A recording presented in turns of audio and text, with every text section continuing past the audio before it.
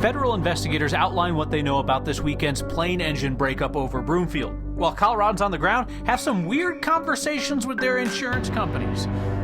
What the independent review of Elijah McClain's death tells us about the shady business apart from that struggle with police prior to his death. They loved America even when America did not love them back. Black Coloradan stories of service are being preserved and passed on. And a message to the person who sent me an anonymous note. That's next.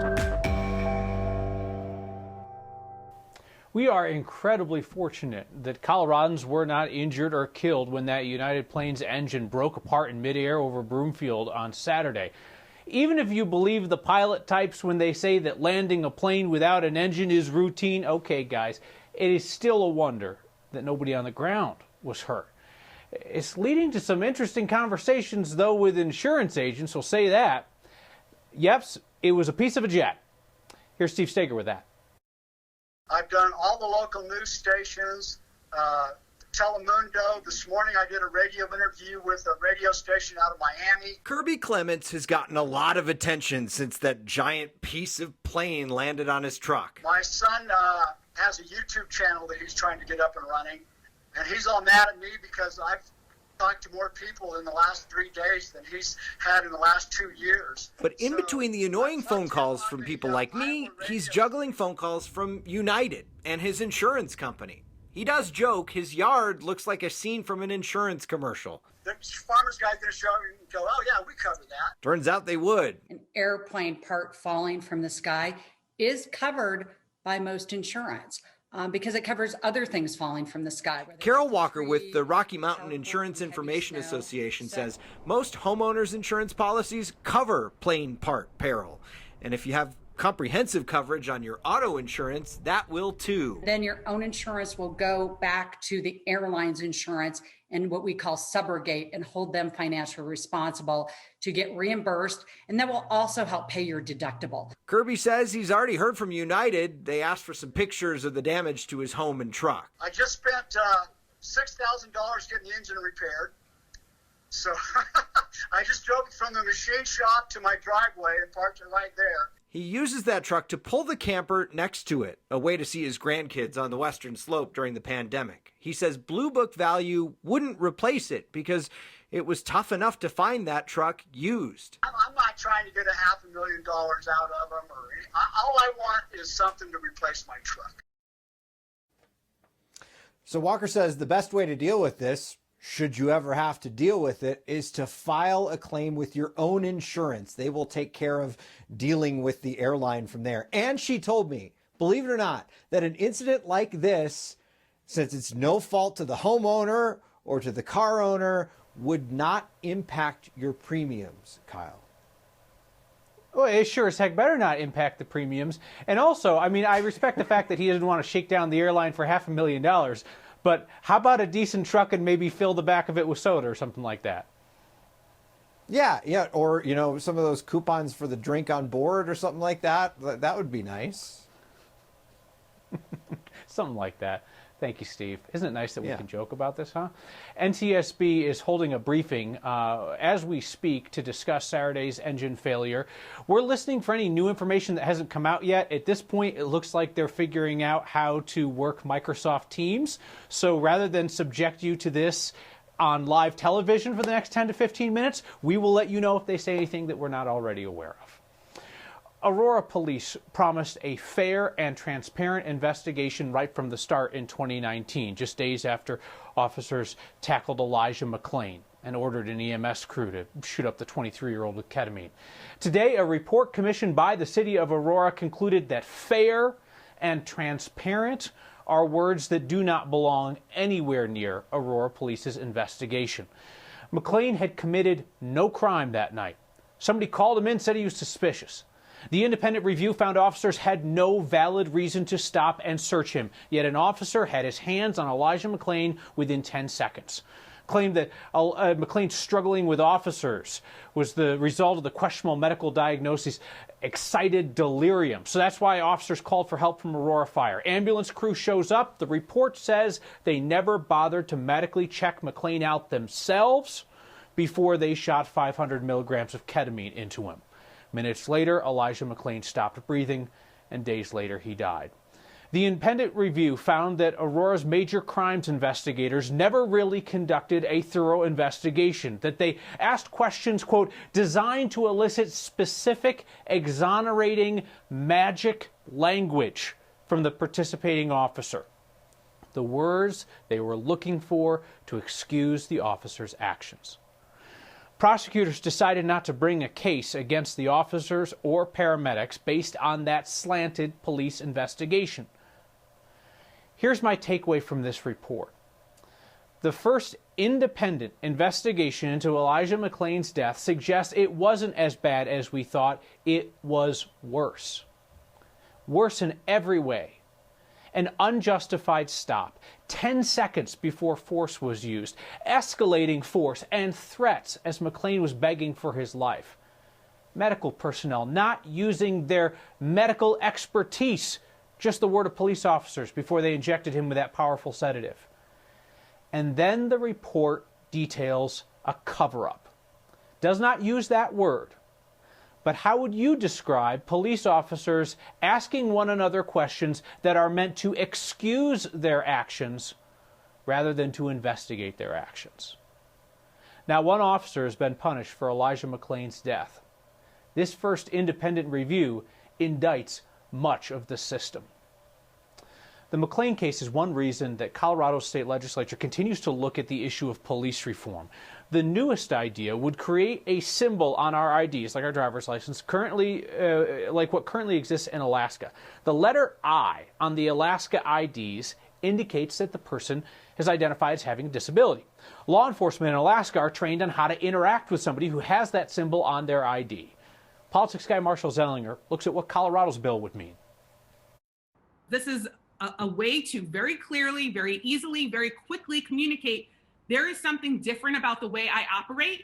So you have to pause and let's figure out how we work together. Democratic Representative Daphne Michelson-Jeannet is bringing back the bill she tried 2 years ago, based off a program that currently exists in Alaska, where someone can request a symbol on their ID, even a notation associated with their license plate that indicates they have a disability. This came from a student from Littleton High School, Rebecca Zickerman. As a student with cerebral palsy, she was afraid that if she got pulled over, she might have jerky behaviors that could cause an officer to interact with her inappropriately. Her bill never made it past the first committee in 2019. That version required someone to provide a form signed by a physician or psychiatrist or any number of medical personnel in order to qualify for the disability symbol. This year's version does not require any proof. We worked very closely with the disability community. And number one reason that we're not requiring medical personnel to sign off is because medical personnel don't always identify the invisible disabilities. Invisible disabilities can vary. Think of autism, deafness, or some other disability that could impair the interaction with law enforcement. Alaska's version of this bill calls for specific training for law enforcement and to inform a driver about what's expected of them when they're stopped by an officer. That's where another bill, sponsored by Democratic Representative Meg Froelich, comes in. The hope is with training, they go through a sort of checklist of, is this person not complying with what I've asked them to do because of these reasons that are perfectly legitimate and not about defiance? Her bill would create a 10-person commission to come up with recommended training for officers by July 2022. Unlike the Alaska bill, it does not require an update to the state's driver's handbook to include what a driver should do if contacted by police. Well, I don't think there's a parent in America that hasn't had that conversation with their child about how to interact with police. And that's the part that stuck out to me, rather, from the Alaska law. If you saw the video from the Alaska website, lawmakers there created new rules for law enforcement and first responders, but also they put something in the driver's handbook that said, here are the best guidelines for what to do if contacted by officers in a traffic stop. And if that gets brought up, Kyle, I have a feeling that's going to have some robust debate at the state capitol, as though if you don't do something written in the handbook that you've okayed certain behavior from law enforcement. Yeah, that's something that we hear a lot from the comment section, well, if your behavior is perfect. So this kind of takes me back, Marshall, to something with the Elijah McClain case. His family has never publicly identified him as having any kind of a disability, but McClain himself was begging with officers as he was being subdued, telling them that they might be reading his responses wrong. Some of his dying words, I'm an introvert, I'm just different, that's all. He was trying to alert officers that they might be perceiving something from him that was not his intent. And beyond the idea of putting some sort of symbol on an ID, the second part of the story, where there'd be more training for law enforcement and first responders to be able to identify, I'm interacting with someone who may behave a certain way because of X, Y, and Z that I'm not used to. And it would take that training to identify, wait a minute, that's a key word this person is saying to me. I've heard that before in my training. Yep. As we've talked about on this program before, another area where this impacts society is folks with seizures, like folks with epilepsy who don't want to end up in a life-threatening situation because a police officer misreads it. All right, Marshall, thank you so much. Hey, we've got slow, steady progress to report on the pandemic front. Just under 14% of our state's population has received the first dose of the vaccine. It's about 800,000 people, and roughly half of them are now fully immunized. We're under 400 COVID hospitalizations in our state for the first time since the peak. We're down to 392 patients at last check. And good news on positivity. The rate yesterday was 4.6%. Our weekly average, smoothing out the peaks and valleys, is 3.6%. It's remained relatively flat over the last couple of weeks and is safely under the 5% mark, where public health leaders start to get concerned. So, all great news. Keep it up. It's almost even like hunting. Sometimes you'll get a good catch. Other times you'll come home empty-handed. A high school student's hobby landed him right in the middle of an international news story. And they defended our freedom, despite not being able to share all of them at home. Black Coloradans' war stories being told to new generations. Next.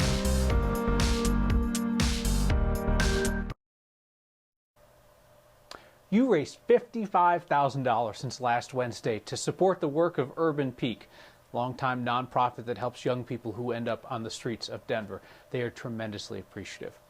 Your Word of Thanks campaign is really close to reaching the $3 million mark. I think it's going to happen with this week's effort. And the first $5 donation has come in already. It came in an envelope mailed to the station, 20 $5 bills, and this unsigned note. I want to be a part of your Wednesday Help Everybody thing. I am a senior on a small income, but I can do $5. Enclosed, you will find 20 $5 bills. Please use one a week. Sorry, I don't have a fancy phone to send it. This is a letter in case you've never seen one. I like the unexpectedly sassy close. I like it almost as much as the generosity. Because you didn't leave a name or address, the only way that I can talk to you is through the TV. So thank you. I'll make sure that the next 20 nonprofits that we feature get your $5 donations. To everybody else out there who's watching, please don't send me envelopes full of cash. One Coloradan doing this is lovely. This is very sweet. Hundreds of you doing this would be a bookkeeping nightmare. But I wanted to share that with you because, to me, that's what Word of Thanks is all about. Coloradans giving what they can, when they can, and every week when they do, they know that their drop in the bucket becomes a tsunami with the combined donations thousands of other people. That is what you've done with Word of Thanks. Each week, you go knocking on the door of some unsuspecting nonprofit in our state and ask them if they would like help from thousands of Coloradans. It's a beautiful surprise. Not unlike getting a note and an envelope in the mail. And all of you working together each week, you make it a really big envelope. Some of the most striking images of Saturday's engine issue in the air over the Front Range came from a high schooler. Hayden Smith goes to South High School in Denver. When he's not in class, he likes to spend his free time taking pictures of planes. It's his thing. He grew up in Lowry. He came to love aviation and photography. So he'll set up outside DIA or Centennial Airport every couple of weeks and just snap photos of the planes coming and going. He was at Buckley Air Force Base on Saturday watching the F-16s take off when he noticed on his flight tracker app that there was a plane turning around above Broomfield. I was actually looking through the viewfinder of my camera, and it looked like, at first it looked like the engine was just a little bit discolored. I saw a little bit of smoke trailing off. Now, the 777 is actually a pretty smoky plane in general, so I didn't think a whole lot about it. But then I really realized that, the entire engine cover had fallen off of the thing when this was probably still, wasn't quite right over me yet, but I was zoomed in on my camera, and I could clearly see parts dangling off of it. Quite a crazy sight. So as soon as I saw that, I just started clicking away and away and away because I knew that any photos would be important. That's some great shots. Hayden's photos on his Insta page are really getting noticed. If you want to take a look at all of them, you can find him on Instagram. He's Speedbird5280. They were so important to African Americans at that time. These black men, black men who risked all. Risked it all for a country that did not respect them as equals. The legacy of black Coloradans who defended this country. Next.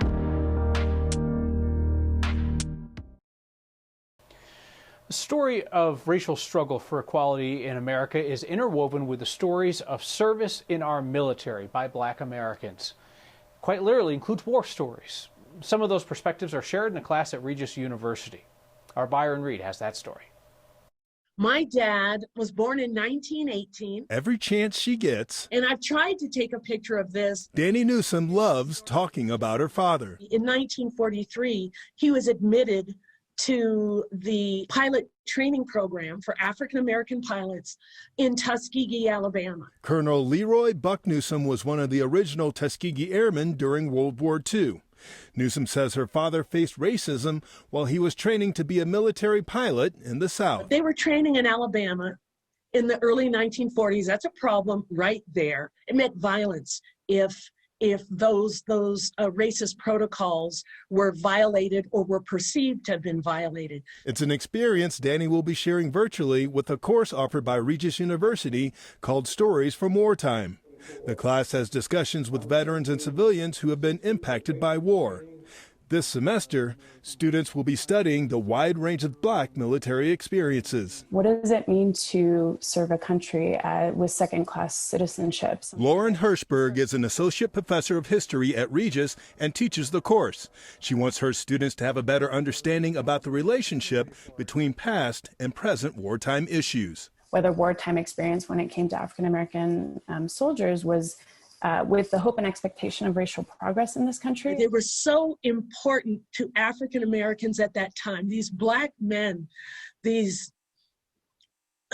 black men who risked all and put up with all for their country, but also for their people. Newsom hopes her father's experiences will help educate others. It's important to understand our history. This is American history. And gives her an opportunity to talk a little bit more about Dad. They have fought for this country, and they need to be honored for that. For Next, I'm Byron Reed.